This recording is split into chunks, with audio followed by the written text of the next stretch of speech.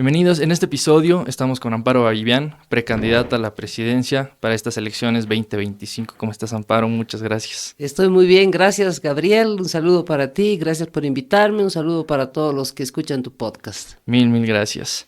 Vamos directo entonces con las preguntas. Lo primero que te quería preguntar es, dentro de toda tu experiencia, desde ministerios, la aduana, lo que has trabajado en el Banco Mundial, de donde te has jubilado también, ¿qué es lo que has aprendido acerca del desarrollo? Mira, el desarrollo es un tema que pasa, yo creo, por dos factores fundamentales. Primero es la institucionalidad. O sea, no hay país desarrollado que no tenga una institucionalidad fuerte y una institucionalidad democrática, ¿no? Eso quiere decir separación de poderes, pesos y contrapesos, respeto de la libertad individual, respeto de la propiedad privada, la alternancia en el poder, el respeto de las leyes. Eso es sumamente importante. Los dos últimos premios Nobel de Economía han basado su carrera en eso, en la importancia de la institucionalidad para el desarrollo. ¿Tú crees que la democracia como institución, así un pequeño paréntesis, es necesaria para el desarrollo? Sí, ¿Por totalmente. qué? Porque algunos libros te dicen que no, ¿no? Hay papers también. Bueno, o sea, hay ejemplos, pero son ejemplos, digamos, podemos hablar de cómo empezó, cómo es China hoy día. Exacto. ¿no? Uh-huh. Hoy China no es un país democrático, pero lo que pasa es de que si uno se basa en que vamos a seguir un ejemplo chino de un partido solo, ¿okay? Sin alternancia del poder, eso te puede conducir a otros caminos muy perniciosos, ¿no? Y sí se ha intentado en varios países y actualmente lo tenemos en varios países, ¿no? Sí. En Venezuela, en Nicaragua, y en Corea del Norte, en varias partes del mundo. Pero yo pienso que la democracia es esencial para salir del desarrollo y pienso además que Bolivia no es un país democrático. O sea, yo creo que Bolivia es un país democrático un día cada 5 años. Que es el día de las elecciones, que se dan una vez cada 5 años. Entre una elección y otra, no hay pesos y contrapesos, no hay separación de poderes, no hay respeto a la libertad individual, sino anda a preguntarle a Janine Anchi y Luis Fernando Camacho, no hay respeto a la propiedad privada, anda a preguntarles a los que les avasallan sus predios en Santa Cruz. O sea, sin eso no se puede, y no hay justicia, la justicia está totalmente corrompida y además alejada del bolsillo de la gente, ¿no? Claro. Entonces, no se puede. La otra cosa que me parece fundamental para el desarrollo es tener una economía de mercado, una economía de libre mercado. Porque la experiencia lo ha mostrado, o sea, no es una cosa solamente teórica, ¿no? Uh-huh. Mira, por ejemplo, te doy un ejemplo muy cercano y reciente, el Paraguay. Paraguay realmente es envidiable lo que está pasando ahorita en el Paraguay. Y no son muchos años, son 3 años que realmente nosotros, por nuestra posición geográfica, Bolivia debería ser pues el corazón de la logística de transporte de Sudamérica, y en lugar de ser el corazón, Paraguay nos está arrebatando ese puesto. O sea, es impresionante. Y si tú vas a ver todas las experiencias de desarrollo, Corea, por ejemplo, cuando se han dividido, a ver cómo es Corea del Norte y cómo es Corea del Sur, cuál tiene una economía de mercado. Cuando Alemania se dividió, ¿cuál era la economía de mercado? La del oeste, y la del este estaban súper pobres, ¿no? Entonces, no es solamente una cuestión de ideología o de teoría, hay que ver la realidad. Es más ciencia, entonces. No, yo creo que es de pragmatismo, ¿sabes? Es de pragmatismo. Y la gente se da cuenta de eso. La mayoría de la gente aquí en Bolivia, o sea, estaba yendo ahorita de Bolivia, estoy totalmente de acuerdo con él. O sea, el 85% de la población de Bolivia es informal, ¿ok? Sí. Todos esos informales viven en una economía de libre mercado, ¿no ve? De facto. Toditos. Ajá. Toditos. O sea, el informal es si hay que hablar de capitalismo salvaje, andate a la feria 16 de julio. Ese es capitalismo salvaje, ¿no? Entonces, la gente aquí sabe cómo crear riqueza, sabe cómo funciona la oferta y la demanda. Yo acabo de venir, he estado en el mercado Yungas hoy por la tarde, y a las vendedoras, a las dirigentes les estaba hablando de eso, de la oferta y la demanda, y te entienden perfectamente bien, porque ellos lo viven todo el tiempo, ¿no? Me preguntan, por ejemplo, qué es lo que pasa con la gasolina, y le digo, a ver, ¿ustedes qué venden? Yo vendo papas. Ok, ¿qué pasa cuando hay escasez de papas? Sube el precio. Bueno, pues lo mismo pasa con la gasolina. Claro. Lo mismo pasa con el dólar. Y ahora, dentro de esta economía de mercado, dentro de algunas de tus propuestas, dices mantener los bonos. Sí. También el Banco Mundial, hago referencias porque, bueno, tú has llegado a ser economista líder y ellos siguen una, no sé si ideología es la palabra, pero tal vez una filosofía del welfare state. De bonos, de generar una base social fuerte a través de políticas de protección social. Entonces, ¿cómo se conecta eso con una economía de mercado abierta y general? Mira, cuando a mí me preguntan como precandidata cuál es mi ideología, yo digo, yo soy libre mercado con sensibilidad social. Okay. ¿No? Y yo sí estoy a favor de mantener los bonos. Estoy hablando de Juancito Pinto, Juana Azurduy Padilla y Renta Dignidad. Proteger el gasto social. Yo quiero achicar el Estado, pero protegiendo el gasto social, ¿no? Perfecto. En cuanto a las experiencias del Banco Mundial, y esa es una de las ventajas que yo tengo, porque, a ver, te voy a dar un ejemplo. Hace unos 6 meses tuve un debate con Antonio Sarabia. Antonio Sarabia es un economista, profesor universitario en Estados Unidos, etcétera, etcétera. Ajá. Estábamos hablando sobre educación, ¿no? Y su propuesta es dar vouchers para la educación, sí, ¿no? he visto, que ha sido una de esas iniciativas, digamos, que cuando surgió hace unos 25 años, todos estábamos muy entusiasmados con eso. Ok, gran idea. Sí, esa es la solución. Y el Banco Mundial incluido, ¿ok? Como institución, financió ese tipo de reformas en varios países, pero en la práctica, nuevamente, se vio de que no funciona. No funciona. Entonces, eso le trataba de hacer entender a Antonio. Antonio no lo entiende porque es del ámbito académico, no tiene la practicidad. La calle. ¿No? Claro, ¿no? O sea, a ver, hay cosas que a mí también me gustaba. Yo era entusiasta de los vouchers cuando era más joven. Pero así como esa, hay otras ideas que han venido saliendo y no necesariamente originadas en el Banco Mundial. Por ejemplo, lo que se llaman las transferencias condicionadas en efectivo, porque los bonos de aquí son una parte de las transferencias condicionadas en efectivo. Eso surgió en Brasil y en México, ¿okay?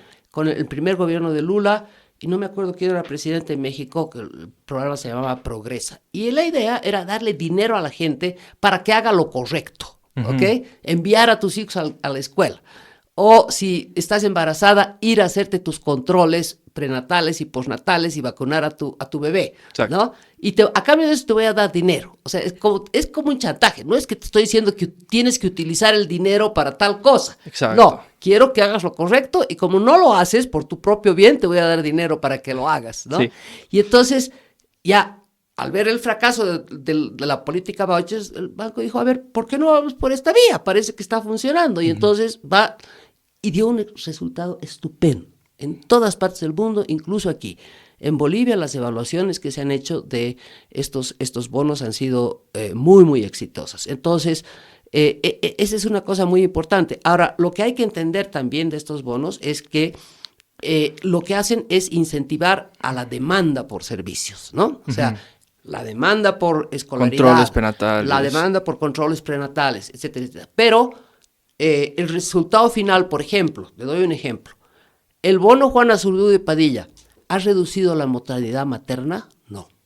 Seguimos teniendo unos índices muy altos de mortalidad materna, ¿no? El bono Juancito Pinto tampoco ha resuelto el tema de trabajo infantil, digamos. Déjame que te ponga en reposo un ratito esa pregunta, ¿no? ¿Por qué digo que es exitoso el Juana Azurduy Padilla, pero no ha resuelto el tema de la mortalidad materna? Porque ha tenido éxito en el sentido de que hay muchísimas más mujeres que van a hacerse los controles prenatales, que van a hacerse los controles postnatales y que vacunan a sus bebés. Entonces, en ese sentido ha mejorado. Su objetivo era ese.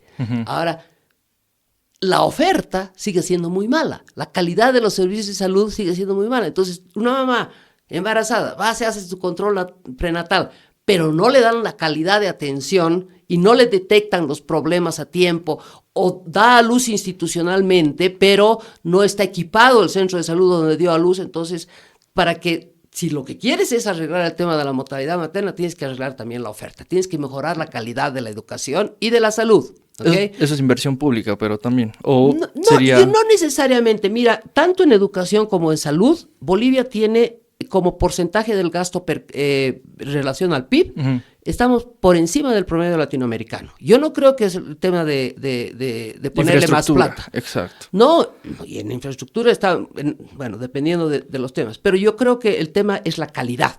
Okay. Es la calidad. Entonces, por ejemplo, también estaba escuchando de Belo y estoy totalmente de acuerdo, en la salud tenemos que tener pruebas PISA. Ni siquiera. ¿Y por qué el gobierno del MAS no ha querido poner las pruebas PISA? ¿Por qué? ¿Porque se iban a sacar buena nota? No, porque tenían vergüenza de la nota que se iban a sacar en las pruebas PISA, ¿no ve? Claro. Entonces yo, si salgo presidenta, que es mi intención, una de las primeras cosas que voy a hacer es establecer las pruebas PISA. Vamos a estar pésimo, obviamente, pero nos va a servir de línea de base para poder evaluar el progreso. Claro. Ahora, siguiendo un poquito con economía, antes de saltar a algunos problemas del actual modelo, otra de tus propuestas es el tema del déficit fiscal, sí. Reducir el Estado, como sí. decías. Entonces, ¿dónde reduces el Estado y cómo esa reducción del Estado puede mantener el tema de los bonos y después abrir también la economía para el privado? Exactamente. A ver, mira, voy a ir al tema del déficit fiscal porque es un tema muy grave. Yo confieso que aún no he leído, lo tengo, pero no he tenido tiempo de leer el presupuesto del 2025. Todavía no está aprobado, ¿no? Pero se va a aprobar. Pero del 2024 te puedo dar las cifras. En el presupuesto del 2024, en el presupuesto mismo estaba estimado un déficit del 7% del PIB, que es altísimo e insostenible. En la realidad yo creo que va a ser más, porque al primer semestre ya era 10% del PIB. Pero digamos que el papel, nos guiamos por el papel. Ya, 7% del PIB, 27,000 millones de bolivianos era el déficit, calculado en el presupuesto 2024.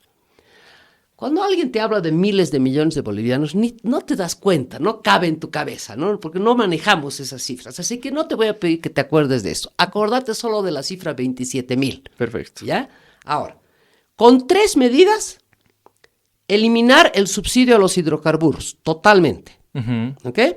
Segundo, cerrar o transferir a los trabajadores todas las empresas públicas deficitarias.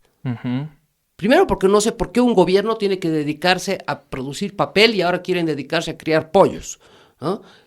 Entiendo. No, y además que los ciudadanos bolivianos que pagamos impuestos no tenemos por qué estar pagando por empresas quebradas. Y el privado no enfrentarse con una competencia así desleal. Así es. Y a la tercera es reducir la planilla salarial en 15%.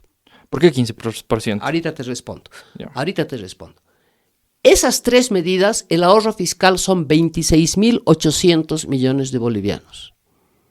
¿Cuál era la cifra que te dije que te acordaras? 27,000. Con esas 3 cositas, chao. Ya prácticamente está. Y no necesitas reducir los bonos sociales.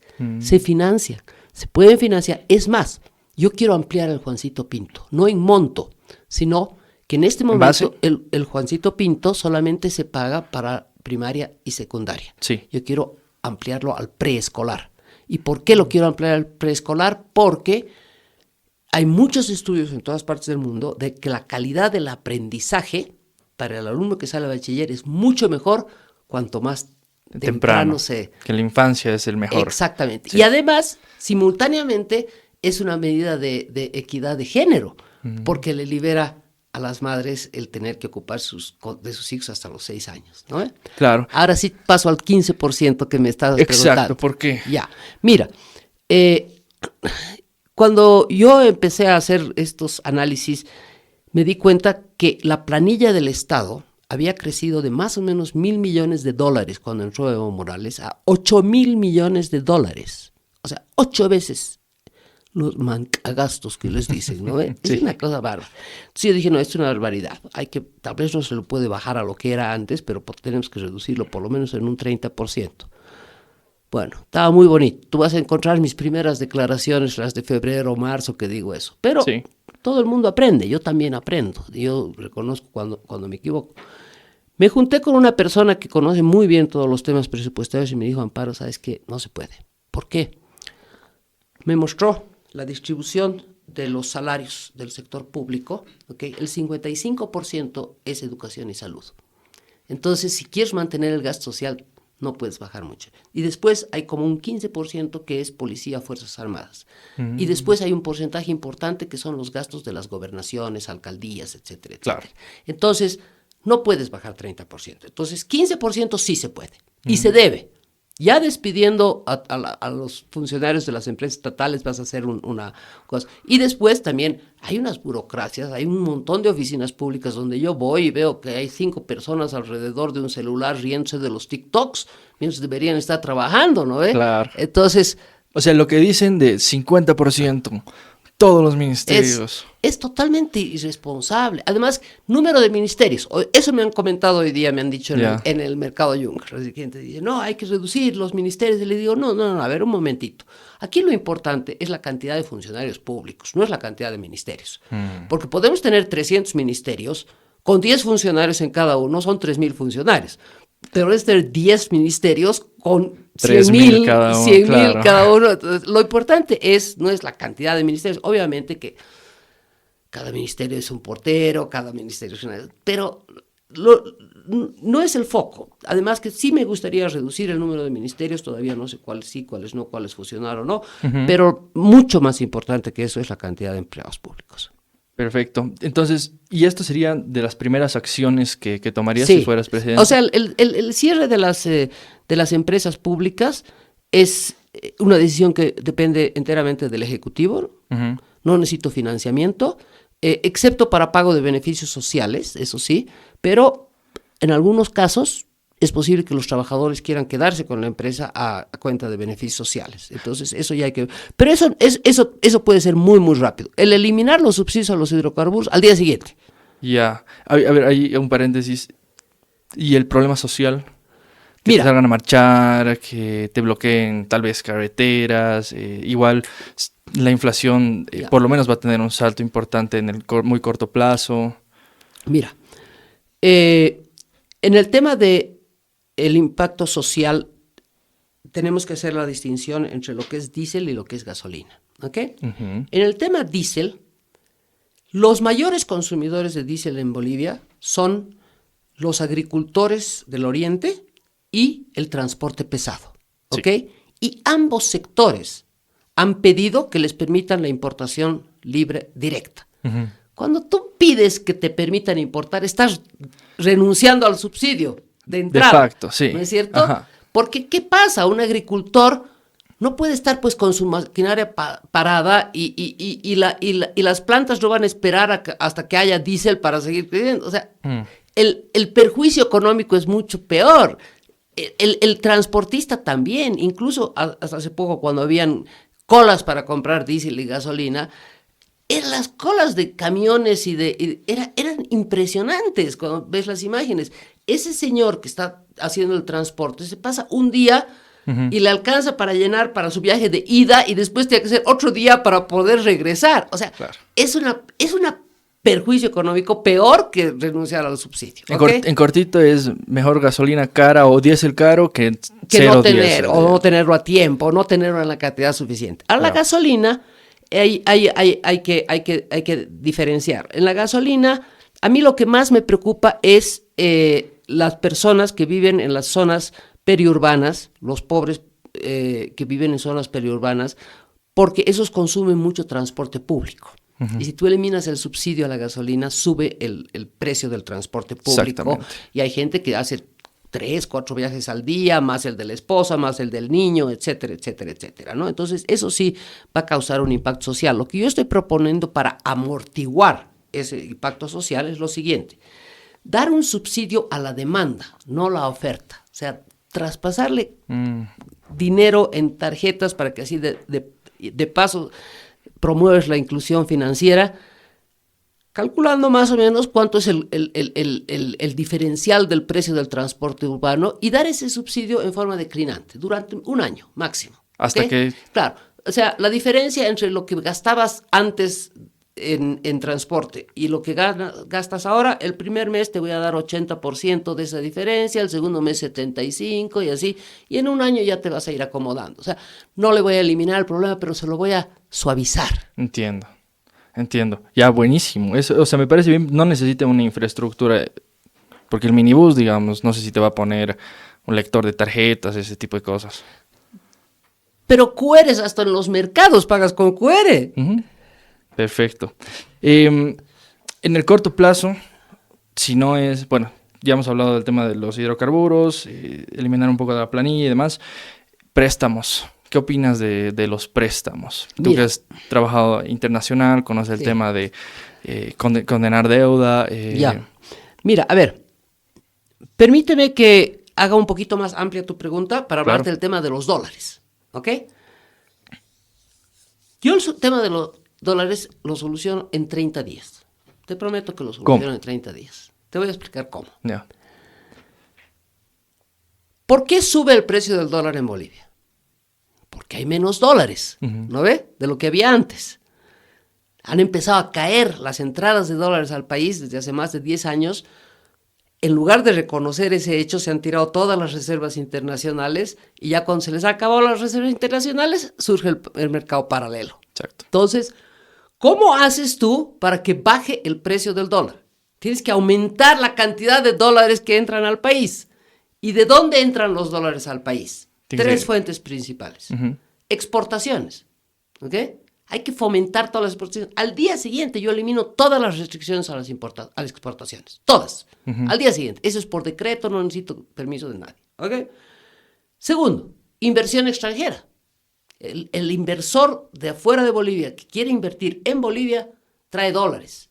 Y no solo trae dólares, trae tecnología, trae mercados y crea empleo. Entonces, este gobierno del MAS, que ha estado tan reticente a atraer la inversión extranjera, tenemos que atraer inversión extranjera. Eso significa arreglar el sistema de justicia también, ¿no? Para brindar seguridad jurídica. Arreglar el sistema de justicia, pero es importantísimo en sectores, por ejemplo, hidrocarburos. Tenemos un déficit de hidrocarburos en este momento muy alto y además que se vienen días peores, te voy a decir luego por qué. Entonces, hay que volver a explorar. Hay que volver a explorar. Tenemos un potencial minero enorme todavía. Hay que traerla. Y en hidrocarburos, por ejemplo, yacimientos no tienen las espaldas financieras como para hacer las exploraciones. Por eso es que no descubren nada, a pesar de sus anuncios grandilocuentes. No, ¿qué es lo que pasa? Necesitas tecnología, necesitas hacer estudios geológicos, ¿no? Muy sofisticados, pero además necesitas tener las espaldas financieras porque la exploración es un negocio de mucho riesgo. Digamos que tú exploras en el área de esta mesa y tu estudio geológico te dice que tienes que perforar aquí. Vas, perforas y no hay nada. Perdiste toda la plata. Claro. Vas, perforas aquí, no hay nada. En el 10º recién encuestas, aleluya, te compensa la pérdida de los demás. Pero si no tienes para perder en los primeros 9, estás perdido. Y esa es la situación de yacimientos. Ellos no tienen las espaldas para hacer eso. ¿Ok? Entonces, inversión extranjera, exportaciones. Y la tercera son los créditos de organismos internacionales, pero créditos de libre disponibilidad. Esos son los que traen dólares a este país, a cualquier país. Te voy a explicar cuál es la diferencia entre un crédito de libre disponibilidad y los créditos que están durmiendo en la Asamblea hoy día. Préstame tu punta bola. Un crédito de inversión es un crédito donde el Banco Mundial o el BID te da plata para construir esta carretera, ¿ya? La construcción de esta carretera demora 5 años. Y entonces, la carretera cuesta $100 millones. No te van a poner así los $100 millones el día 1. No, a medida que avanza, te van desembolsando, ¿ya? Además, el que construye esta carretera generalmente son empresas extranjeras. Entonces, los dólares no siquiera entran a Bolivia. Se van a la empresa de China o del Brasil o de lo que sea. Esto no resuelve el problema de dólares. No quiere decir que esté mal. Pero se puede desviar ese dinero. No puedes. Imposible. Es solo para eso. Con destino específico, por eso se llaman créditos de inversión. Para construir una escuela, para construir un hospital, para construir una carretera, para tal cosa, nada más. Un crédito de libre disponibilidad es muy distinto. Crédito de libre disponibilidad es, el Banco Mundial te pesa $100 millones, se firma el contrato, se aprueba en la Asamblea y te ponen los $100 millones en la mesa el día 1. Claro. ¿Ok? Y además es de libre disponibilidad. Puedes hacer lo que quieras con eso. Nadie te va a decir qué es lo que tienes que hacer. ¿Okay? Esos sí son dólares que entran a la economía boliviana. Entonces, esas 3 fuentes de ingreso de divisas, más una cuarta medida que es la flotación del dólar. Yo no soy pro tipo de cambio fijo, yo creo que tenemos que tener un tipo de cambio flexible, tenemos que editar el bolsín del Banco Central de Bolivia que fue a mediados de los 80, que dio muy buen resultado, y además un bolsín mejorado, porque el bolsín de ese entonces, ¿qué es lo que hacía? Subastaba dólares, había subasta de dólares, el Banco Central subastaba dólares y asignaba al mejor postor y un promedio ponderado era el tipo de cambio oficial, claro. ¿no? Pero no compraba, solamente vendía. pero el Ok. Banco Central puede también comprar. Claro. Entra como un actor más En la en el economía. mercado, Ujú. en el mercado de divisas, pero un actor muy influyente, ¿no? Ujú. Que por su poder de compra y de venta puede influir. Y entonces, cuando tú tienes un tipo de cambio flexible, es el mercado el que define el tipo de cambio. Ayer en un acto político me estaban preguntando, ¿usted va a devaluar? Le digo, no, yo no voy a devaluar, el mercado va a devaluar. Ya, Y entiendo. un día va a devaluar, al día siguiente va a revaluar, como funciona en todas partes del mundo. Claro. Ahora, los liberales, justamente mencionabas a Sarabia, Dunn, igual dicen, no, tipo de cambio fijo para justamente reducir la capacidad de gasto del gobierno. Y justamente creo que en esa entrevista es que se pelearon tú y Sarabia. ¿Cuál es el argumento completo? Porque creo que no te han dejado tampoco terminarlo. Bueno, el argumento de ellos es de que si tienes un tipo de cambio fijo le restas poder al Banco Central de Bolivia y que le pones un freno a al Política déficit monetaria, fiscal, ajá. ¿no? Lo cual es falso, porque ahorita tenemos un déficit fiscal bárbaro con un tipo de cambio fijo, o sea, no tiene ningún sentido. No, el argumento es que yo soy contraria. Mira, me sorprende, me parece incoherente de parte de Sarabia y de Dunn que quieren la libertad económica más grande del mundo, quieren eliminar todos los bonos sociales, todo es sin control de precios, excepto el dólar. Ahí sí vamos a controlar el precio. Yeah. No, yo lo que sé de la realidad como pragmatismo, ya no es teoría, es que la oferta y la demanda determina el precio de los bienes en todas partes del mundo. Y el dólar no escapa a esa regla. Entonces, si van a tener tipo de cambio fijo, sí, a ver, ¿y a cómo lo vas a fijar? Digamos que te dicen a 10 bolivianos por dólar. Ya, ok. ¿Y si no entran dólares a esta economía? Va a haber un tipo de cambio paralelo, como el dólar blue en la Argentina, como hemos tenido en la hiperinflación en Bolivia. ¿Sabes que la realidad de la oferta y demanda es inescapable? Claro. No te puedes escapar de ella. Entonces, reconocela nomás con humildad y acomódate. Vamos a tipo de cambio flexible, ¿no? Claro. Y la relación tipo de cambio fijo con el crédito al sector fiscal no productivo, ¿tú crees que empeoraría si lo mantenemos en fijo el préstamo a...? No creo que tenga una relación así muy directa. Yo creo que tienes que tener disciplina fiscal, ¿ok? El déficit bajo, o sea, no tiene que ser cero, casi en ninguna parte del mundo es cero, pero digamos un nivel de déficit sostenible es 1%, 2% del PIB. Con eso te puedes manejar. El interno. El déficit fiscal. Sí. ¿Ok? Ajá. ¿No? Y por otro lado tienes un tipo de cambio flexible que lo determina el mercado. ¿Y ya? Perfecto. Ahí me lleva a dos problemas que tenemos como bolivianos dentro de la economía. El primero es la competitividad, Sí. que se ve afectada justamente igual por parte del tipo de cambio fijo. El real se ha disparado, no somos competitivos a nivel región, Latinoamérica. ¿Cómo se resuelve eso dentro de la liberación de exportaciones, tipo de economía flexible? Es un proceso de corto plazo, es un proceso de largo plazo, porque vender tienes que tener demanda también, ¿no? No vamos a vivir solo de la soya, me imagino. O sea, pero la demanda, digamos, es el mundo, ¿no? Es el planeta. Y Bolivia es un país de economía bastante pequeña en relación a la economía del planeta. O sea que ahí tenemos un montón de clientes a quienes venderles, ¿no? Claro. Prácticamente todo. Eso no es problema. Pero la competitividad sí toma un tiempo, ¿no? Yo creo que el competir, para empezar, cuando abres la economía, ¿no? Cuando abres la economía, no solamente a las importaciones, a las exportaciones, también a las importaciones. Por si acaso yo estoy proponiendo arancel cero para todo, ¿no? Y eso no mataría a la empresa nacional. Después te digo eso, ¿ya? A ver. Déjame terminar el asunto de la competitividad primero, ¿ok? Entonces, el productor nacional se ve forzado a competir con la competencia extranjera, ¿no? Exacto. Entonces, la economía abierta, pero no son los únicos, los temas de la seguridad jurídica, por ejemplo, es esencial para la competitividad. Tienes que tener un Estado que acompañe al privado en lugar de hacerle competencia, ¿no? Que, digamos, tener agregados comerciales en los países donde está la mayor parte de nuestros clientes o potenciales clientes para abrir mercados a las exportaciones en lugar de estar trabando las exportaciones, ¿no? Claro. ¿Qué era lo que me preguntaste después, perdón? Lo de la competitividad. No, y después de eso ¿Que te he cortado? Sí. Perdona. No me Sí, preguntaste otra si cosa. abrir las importaciones no Ah, dañarían sí. el mercado interno. No, mira, en realidad creo que tu pregunta no es tanto si dañaría al mercado interno, sino que dañaría a la industria nacional. La industria nacional, exactamente, sí.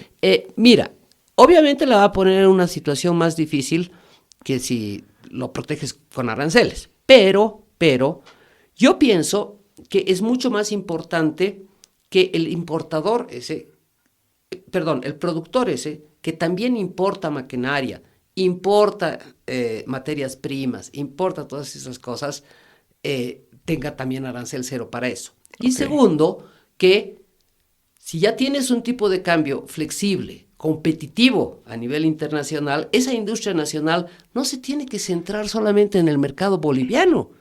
Yo quisiera que toda la industria nacional produzca para el mercado boliviano y para la exportación. Claro. Y entonces le estás fomentando a que crezca, que sea más...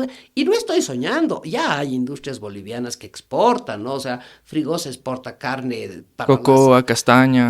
Pero eso son materias primas, ¿no? Bueno, pues no sé, la carne también es materia prima.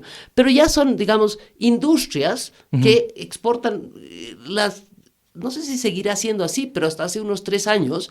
Las hamburguesas McDonald's en el Perú eran con carne boliviana.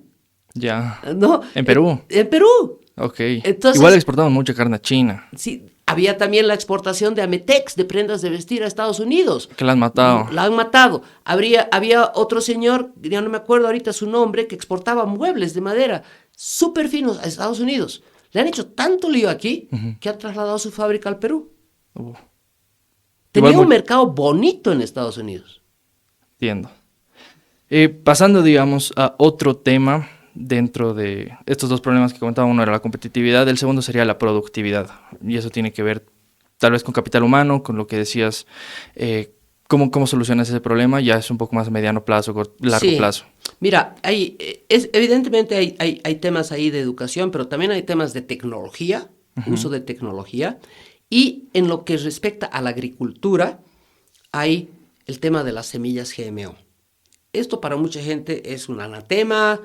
Yo no soy de esa idea. Mira, yo lo ligo mucho esto a los temas de deforestación, porque yo también tengo propuestas en mi programa para el medio ambiente. Y la deforestación es uno de los graves problemas que tiene Bolivia en términos medioambientales. Somos terceros en el mundo en deforestación.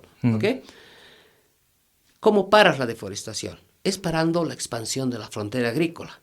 Pero ¿cómo paras la expansión de la frontera agrícola si Bolivia es competitiva en la producción agrícola? ¿No ve? Lo que sucede es que la productividad por hectárea, si tú la comparas a nuestros competidores de Paraguay, de la Argentina, de Brasil, soya, por ejemplo, estamos muy por debajo de ellos. ¿Por qué? Porque ellos sí pueden utilizar semillas GMO, nosotros no. Entonces, tienes que aumentar la productividad por hectárea con ese tipo de medidas. No es solo educación. Dependiendo de la industria, dependiendo del sector, la tecnología. Por eso también me gusta la inversión extranjera, porque traen tecnología y esa tecnología te incrementa la productividad. Perfecto. ¿Y en otros rubros? ¿O tú crees que nos deberíamos apoyar como país en el agro? No. Yo creo que, mira, nuevamente me voy a permitir ampliar un poco la pregunta. Si el gas ha sido el motor de la economía boliviana durante los primeros 15 años del movimiento al socialismo, ¿cuál será el siguiente motor de la economía? Mucha gente habla del litio. Sí. Bueno, ¿sabes qué? Yo he hablado con varios expertos en tema litio, porque yo muchas de las cosas que digo no son de mi cabeza o de mi propia experiencia. Yo me rodeo de gente que sabe de lo que está hablando, ¿no? Claro. Todos coinciden en decirme, mira, el litio, si se hacen las cosas bien, que hasta ahora no se las han hecho, puede ser una salida, pero nunca va a llegar a ser el negocio que ha sido el gas en el pasado. O sea, no va a llegar ni a la tercera parte, ni en términos de exportaciones, ni en términos de contribución al PIB, ni en términos de contribución a las recaudaciones, ni nada. A pesar de la cantidad de litio que tenemos. Sí, nunca vamos a llegar a reemplazar, digamos, la bonanza de lo que fue el gas en el pasado. Entonces, eso es buena noticia para mí. ¿Por qué? Porque eso quiere decir que no tenemos que apostar a un motor de la economía, como fue el gas en el pasado. Claro. Tenemos varios, y tenemos que diversificar. Yo creo que hay potencial en el litio. como te dije hace un momento, creo que hay que invertir más en exploración de hidrocarburos. Sí. Y que podemos volver a reponer reservas y exportar más. Creo en el potencial minero de Bolivia. He estado en una presentación hace 3 semanas sobre un estudio de este tema y salgo más convencido que nunca, con cifras, con todo. Nuestro potencial minero es muy grande. Creo mucho en el turismo.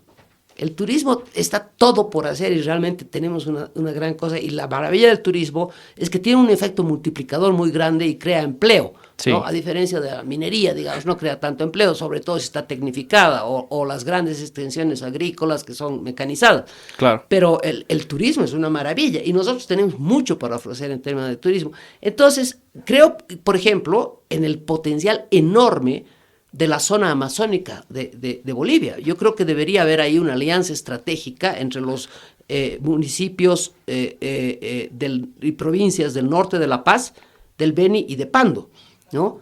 Para realmente sacarle el provecho que no le estamos sacando a todo lo que es la Amazonía. Me estabas hablando de la castaña, pero te puedo hablar de muchas otras cosas también, ¿no?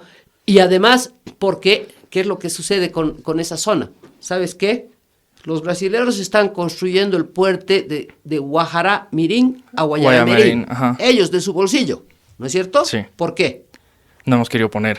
No, pero ¿por qué lo construyen ellos? ¿Cuál es el interés de los brasileños de construir ese Exportar, importar, mover, comercio. ¿Sabes qué? Hasta aquí está Guayamarín y aquí está el puerto de Chancay, del Perú. Y la distancia más corta pasa justo por el Amazonas. Y Chancay es el futuro del transporte sudamericano. Totalmente. Entonces, ya nomás deberían estar haciendo esa alianza estratégica los benianos, pandinos y norpaceños. Para llegar de un extremo hasta Chancay. Así es. Y te aseguro que vienen aquí los brasileros a comprarse tierra en el Beni y en el Pando para producir. Buenísimo. En tema de medio ambiente, me decías que tenías varias propuestas. La primera es tecnología, mejorar la productividad. No, mira, en tema de medio ambiente te voy a decir, yo creo que Bolivia tiene 2 problemas gravísimos y uno grave, ¿no? Okay. No tan grave como los 2 primeros. Los 2 gravísimos son la deforestación y la contaminación de mercurio para la explotación minera. ¿Okay? Sí. Lo de la explotación, lo del envenenamiento, porque no tiene otro nombre, es un envenenamiento a la gente más pobre, de la más pobre, que son los indígenas que viven en las riberas de esos ríos. O sea, eso es criminal. Y además, ¿a cambio de qué? De que unas supuestas pobres cooperativas, que esa careta es de cooperativa, pero por detrás tienen unas dragas que valen cientos de miles de millones de dólares, porque esos son capitales chinos, brasileños, peruanos, ¿no? Nada de pobrecitos cooperativistas. Y o encima, de una zona ilegal. Y encima pagan 3% de impuestos. A mí que me expliquen por qué el gas tiene que pagar 50 y el oro 3. A ver, no, es realmente eso. Hay que cambiar toda la ley de cooperativas mineras. Hay que prohibir el uso de mercurio en la explotación minera. Bolivia es signatario del convenio de Minamata que prohíbe la utilización de mercurio para... Y somos signatarios, pero no le hacemos caso. ¿Y no tiene sanciones a nivel internacional? No tiene sanciones que yo sepa. No soy la experta, pero que yo sepa no tiene. Ahí están igual haciéndolo. Y hay formas de explotar oro sin utilizar mercurio. Total. Será un poquito más caro, sí, pero no estás envenenando a los indígenas, por Dios, ¿no? La deforestación, cada uno de estos problemas tiene soluciones distintas, ¿no? Tú puedes decir... Pasan por tecnología todas. No necesariamente, porque, bueno... Pasan, digamos, esto que te estoy diciendo de explotar oro sin utilizar mercurio, es una forma de producción distinta, ¿no? No necesariamente más tecnológica, puede ser que haya algo de tecnología. Eso es diferente. Sí, es diferente el modelo de producción. Ahora, por ejemplo, en materia de deforestación, hay una parte que es tecnológica y otra parte que no lo es, ¿no? Una de mis hijas es una de las mayores expertas en deforestación de América Latina. Ella trabaja en el World Resources Institute en Washington y es experta en deforestación y todo el día se la pasa analizando imágenes satelitales para monitorear la deforestación. Y esa es una cosa sumamente importante. Lamentablemente Bolivia no lo tiene, pero podría tenerlo. Hay tanto el World Resources Institute como el Instituto GLAD de la Universidad de Maryland tienen convenios con ciertos países donde los apoyan, están monitoreando. Congo, por ejemplo, ¿okay? Van y monitorean, tienen un convenio con Congo, y entonces, ¿qué es lo que hacen? viendo las imágenes satelitales, tú puedes ver, tienes indicadores anticipados. Por ejemplo, ves que ya están construyendo un camino en cierto lugar y eso es señal de que van a entrar Sí o sí, a deforestar. a deforestar. Entonces les dan una alerta temprano a los guardaparques. Los guardaparques que tienen millones de hectáreas que están vigilando ya saben, ya apuntan en el lugar correcto. Claro, ¿Entiendes? Entonces entiendo. es una combinación de factores humanos, de capacitación, pero también tecnología y, como te dije hace un momento, las semillas GMO, ¿no? Entiendo. El Todo problema grave, que no es eso, tan grave exacto. como los otros dos, pero que también es grave, es el tema del agua, tanto en cantidad como en calidad, ¿no? Hay que hacer mucho esfuerzo en conservar mejor el agua, distribuir mejor el agua. Tenemos que tener una ley de cuencas. Bolivia no tiene ley de cuencas. Eso es impresionante. A mí me da la gana de poner una embotelladora de refrescos en las afueras de Cochabamba, hago mi pozo sin pedirle permiso a nadie, le saco agua al acuífero, tiene menos agua la ciudad de Cochabamba y no tengo que pedirle permiso a nadie. No, pues, no funciona así. Tenemos que tener una ley de cuencas y tenemos que tener un esfuerzo de mejorar la calidad del agua, ¿no? De evitar tanta polución. O sea, da pena ver las imágenes en el lago Titicaca con las bolsas de basura de todos colores. Totalmente. Da pena ver el popó totalmente seco. Entonces hay que hacer un esfuerzo ahí. Estos tres problemas que son deforestación, a veces, bueno, mercurio no tanto, pero el tema del agua, que también tiene que ver con la deforestación, con la quema de árboles, quema de bosques y demás, también está muy ligado a actividades ilícitas, no solo minería, sino también narcotráfico, pieles, otro tipo de... Sí, mira, pero no creo que el narcotráfico, sin decir de que no haya deforestación para plantar más coca, no creo que ese sea el problema mayor. Ok. ¿Okay? Y tampoco las quemas. Las quemas también contribuyen a la deforestación, ¿no? Pero el principal factor, según los expertos y todos los estudios, es la expansión de la fortuna agrícola y ganadera. Ok, entiendo. Súper. Algo más tal vez que tú quieras mencionar acerca de la economía y después te voy a preguntar un poco de lo que ha pasado hoy día. Creo que ya te he dicho lo más importante. Bueno, sí, al principio me dijiste el impulso al sector privado y quisiera hacer un poco más de énfasis en eso, porque Perfecto. eso tiene relación también con el tema del empleo, que creo que es importante y una preocupación sobre todo para las generaciones jóvenes, ¿no? También el tema de impuestos, ¿no? Un nuevo esquema fiscal tal vez es necesario, no sé si está Ya, dentro de tus primero propuestas. empleo, ¿ya? Empleo, ¿qué es lo que sucede? Yo creo que lo que necesitan las familias, las personas, es tener ingresos predecibles Ya, y crecientes, aunque crezcan despacito. ya. Pero la predecibilidad es muy importante. O sea, que tú sepas cuánto vas a recibir el próximo mes. Yo soy jubilada del Banco Mundial, yo sé cuánto voy a recibir el próximo mes. No me tengo que preocupar, ya sé. Yo ajusto mi presupuesto a lo que ya sé que me va a entrar. ¿Me entiendes? Pero el sector informal no es así. El sector informal no puede, y es el 85% de la población ocupada. Y el empleado público tampoco es tan predecible, porque tienes tu empleo, que sí sabes cuánto es tu sueldo, pero no sabes si vas a tener empleo cuando Es que van a votar, con ese que- cuando el claro. amiguito que te consiguió la pega salga, ¿no? Ajá. Entonces es muy inestable. Entonces, ¿quién produce empleo estable, con ingresos predecibles, con prestaciones sociales y con posibilidades de crecimiento? Es el sector privado, ¿no? Entonces hay que dar todas las facilidades para que el sector privado pueda crecer y crear empleo. Nueva ley general del trabajo. Sí, definitivamente. Es antidiluviana la Ley General del Trabajo. Es una ley que, primero, que está totalmente desfasada en el tiempo, no contempla formas modernas de trabajo, no como el trabajo remoto y cosas por el hora, estilo, tal vez. o por hora, etcétera, etcétera. Y además que está totalmente sesgada en favor del empleado y en contra del empleador. Sí. ¿Qué es lo que hace eso? Es de que crear empleo es muy caro. Sí. ¿No? Por eso no se crean empleos. Tienes que bajarle el precio a la creación de empleos, ¿no? Entonces, eso es una cosa que quisiera enfatizar. Y en temas fiscales te voy a decir lo siguiente. A ver, yo estoy proponiendo 3 cambios que no son tan importantes en monto, ¿ok? Ya. Pero ¿por qué solo esos 3? Porque si quiero balancear el déficit fiscal, que ahorita los gastos están aquí, los ingresos están aquí, y te he dicho cómo voy a bajar los gastos, no voy a empezar a bajar los ingresos, ¿no? Porque otra vez voy a tener déficit fiscal. Entonces, Claro. eso va a requerir un estudio posterior. Pero sí hay tres cosas que son de cajón y que no tienen mucho impacto en la recaudación tributaria. Uno es lo del arancel, ¿no? Ya. Un mercado que todos esos que llamamos contrabandistas despectivamente Arancel se vuelven agentes de comercio exterior. Punto final. ¿Ok?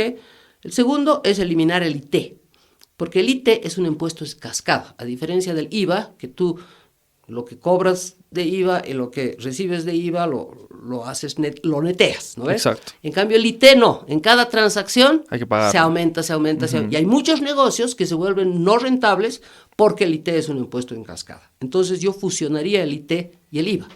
El IUE. El IUE es uno de esos impuestos grandes que todavía no tengo una propuesta para el IUE. Ok. ¿Ok? Pero el otro impuesto que yo eliminaría totalmente es el ITF, a las transacciones financieras. Eso hace muy ineficiente todo lo que es el tema financiero. Y la verdad, me molesta mucho el impuesto a las grandes fortunas porque realmente no recauda nada. Me imagino que no. Y no favorece a nadie, pero tampoco voy a gastar capital político en eso, la verdad, porque hay que saber en qué gastas tu munición, ¿no ve? Entiendo. Entonces, yo sí quisiera hacer un estudio en profundidad una vez llegue a la presidencia sobre cómo modificamos el IUE, el IDH, todas esas cosas, ¿no? Pero por el momento, para mí, esos tres son los que los tengo claras. Súper. Hablando ahora sí de candidaturas y presidencias, hoy día justo la oposición, Samuel, Luis Fernando Camacho, Mesa y Tuto acaban de anunciar su unión, una oposición unida. Y ahora ustedes también tienen su proyecto de las primarias, ¿no? Con la aplicación, con Ronald McLean y demás, ¿no? ¿Cuál es tu opinión de este suceso? Mira, a mí me parece interesante todo esfuerzo de unidad porque yo pienso que para ganarle al MAS en la elección del 2025 tenemos que ir con un candidato único. Sí. ¿Okay? Y nosotros yo estoy pregonando eso desde que me he lanzado de candidato en febrero. ¿Okay? Además, yo soy miembro de un grupo que se llama la Unidad Disputada o la Unidad es Posible. ¿Okay? Y nosotros hemos firmado un documento corto en mayo de este año. Yo cuando leí esta mañana el documento que lo han publicado, aleluya, por fin, ¿no? Sí. Estos otros candidatos antiguos que tú mencionas, son muy parecidos los dos documentos. Uh-huh. Son muy, muy parecidos. Solo que una de las grandes diferencias es de que en nuestro documento de mayo todavía no teníamos decidido el método para seleccionar al candidato único de la oposición. Okay. Nosotros hemos avanzado, hemos seguido trabajando después de mayo, ahora ya tenemos decidido el método. Ellos, como recién están empezando, todavía no saben cómo van a elegir al candidato único de la oposición, no lo dicen, no lo han trabajado todavía. ¿Okay? Nosotros hemos decidido que vamos a elegir candidato único de la oposición vía unas primarias digitales. El aplicativo ya está, en estos días se están haciendo las pruebas piloto, además está en marcha la creación de una campaña comunicacional para incentivar a que la gente se inscriba y explicar también, es didáctica, ¿no? Para decir, la app va a ser muy, muy sencillita, pero igual hay que explicar a mucha gente. Y en esa aplicación van a estar todos los precandidatos de oposición. No necesitamos pedirles permiso. Entonces, puede ser que Tuto salga, porque Tuto va a estar ahí, o puede ser que Samuel salga, o puede ser que Luis Fernando, pero de oposición, ¿ah? No de falsos oposiciones, o sea, no va a estar Manfred. Ok, ¿Ah? entiendo. Porque no estamos haciendo todo esto para que al final se favorezca Manfred, que es ya declarado él mismo prácticamente que es masista. O sea. Entiendo. ¿Y tú vas a estar en las primarias? ¿Ya tienen fecha primero, antes que nada? Tenemos una fecha tentativa. Nosotros quisiéramos que esto se lance los primeros días de enero, que la gente se inscriba más o menos hasta mediados de febrero. Después van a venir unos pocos días de depuración de registros y la votación ojalá podamos hacerla el 21 de febrero porque es una fecha muy emblemática para la democracia boliviana, ¿no? En efecto. En el periodo de depuración de registros, bueno, vamos a depurar a medida que la gente se vaya inscribiendo, ¿no? Pero hay que darle unos pocos días también. ¿Cuál es el propósito de la depuración de registros? Si tú eres el MAS y te enfrentas a esta cosa, vas a instruir a toda tu gente que vote por el más débil de los candidatos que están en la app, ¿no es cierto? Sí. Y vas a chantajear y vas a boicotear el esfuerzo. Entonces, tenemos que sacar a todos los que están inscritos en el padrón del MAS.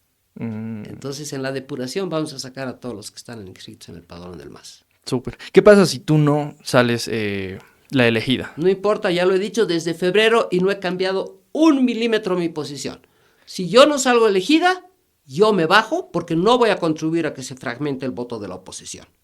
Entiendo. Fragmentar el voto de la oposición es antipatriótico, ¿ok? Yo no solo me bajo, eso es lo número 1, sino que número 2, voy a apoyar al que salga elegido. Porque yo podría bajarme, irme de vacaciones a los Yungas durante 3 meses. No, yo lo voy a apoyar al que salga elegido, candidato único de la oposición. Y 3, lo voy a hacer gratis. No voy a pedir ni para mí, ni para nadie de mi equipo, un ministerio, una embajada, una diputación, una senaduría, nada. Tisgra. A eso le llamas incondicionalidad.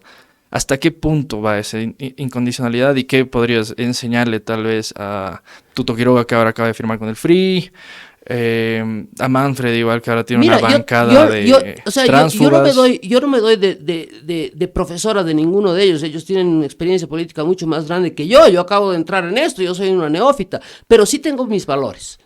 Tengo mis valores. No voy a fragmentar el voto opositor, me voy a bajar.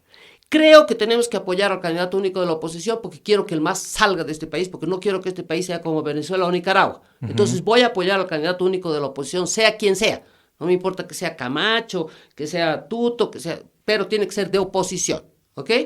¿Y para qué quiero yo una pega más? ¿Has visto mi currículum? Está bien bonito, ¿sabes? Ya no necesito más.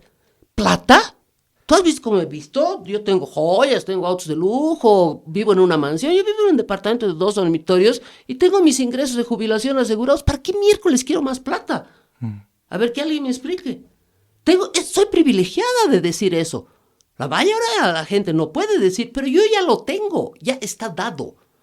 Entonces, no necesito tener un ministerio, ya he sido ministro, ya he hecho muchas cosas. Sí. No necesito pega, lo que necesito es de que este país salga adelante, porque, sobre todo por mis hijos, por mis nietos, ¿sabes? Ellos sí necesitan que este sea un país próspero, sea un país seguro, sea un país donde tú puedas contribuir a la sociedad con solidaridad, pero también tener una vida digna tú mismo, ¿ok? Yo lo hago por mis hijos y por toda Bolivia. Porque todo el mundo dice, amo Bolivia. Yo tengo 3 hijos nacidos en 3 continentes distintos y los 3 tienen pasaporte boliviano y solamente boliviano. Porque yo he escogido que mis hijos sean bolivianos. Claro. Independientemente de dónde han nacido. Porque amo mi país. ¿Tú crees que ese amor por tu país y esa decisión de apoyar al candidato único incondicionalmente la puedan adoptar también los otros precandidatos? Espero que sí. No sé quiénes la podrán o no la podrán, pero sería lo correcto, ¿no? ¿Por qué? Además, porque tú me dices, si tú no ganas nada, pero ¿y si yo gano? Claro. Y si yo gano, yo también quiero que ellos hagan lo que yo haría por ellos. ¿No ve? Un tema de reciprocidad. Reciprocidad y honestidad. Súper. Una última pregunta, así Dime. para cerrar. ¿Cuál es un consejo que le darías a los jóvenes que tal vez quieren entrar a una carrera institucional como la tuya, o si no, dentro de la política? Mire, yo creo que el consejo más valioso que les puedo dar a los jóvenes es de que estudien, que se capaciten. Y afortunadamente hoy día con Internet hay muchas oportunidades, inclusive de hacer estudios de posgrado remotos en otros países con calidad de educación mejor, qué sé yo. Pero todos tenemos la posibilidad de autocrearnos, ¿no? O sea, yo me he creado, yo no he tenido papito rico que me vaya a pagar la universidad en Estados Unidos, yo a pura beca, ¿no? A pura beca porque me he rajado el lomo estudiando y todos podemos hacerlo. Y ahora más que mis épocas, más oportunidades que mis épocas. Yo creo que el estudio y la capacitación es lo que te abre las puertas a tu futuro de vida, ¿no? Y también me gusta ver que hay gente joven que está entrando en política. Me gusta muchísimo, ¿no? Lo que dijo ayer, creo que fue la conferencia de prensa de Carlos Mesa, que dijo, yo he dado un ejemplo y se rodeó de varias personas de su bancada que son gente joven, que son mujeres, etcétera. Tiene toda la razón. Y me parece muy valioso, tanto de parte de él como de parte de las personas jóvenes que se están metiendo en política. ¿Por qué? Porque la gran mayoría de la gente dice, ah, no, la política es una cosa sucia, todos están ahí por sus intereses personales, todos son corruptos, todos... No, entonces yo no me quiero meter con esa cosa tan sucia, no me quiero embarrar. Ah, ¿sí? ¡Qué bonito! Entonces le vas a dejar la cancha libre a los corruptos y a los ineficientes y a todos los demás. No, pues. No. Tienes que meterte y no dejarle la cancha libre a los corruptos, a los ineficientes, a los ideologizados, extremistas, etcétera, etcétera, ¿no? Hay que meterse. Yo incito a que la gente joven se involucre en política.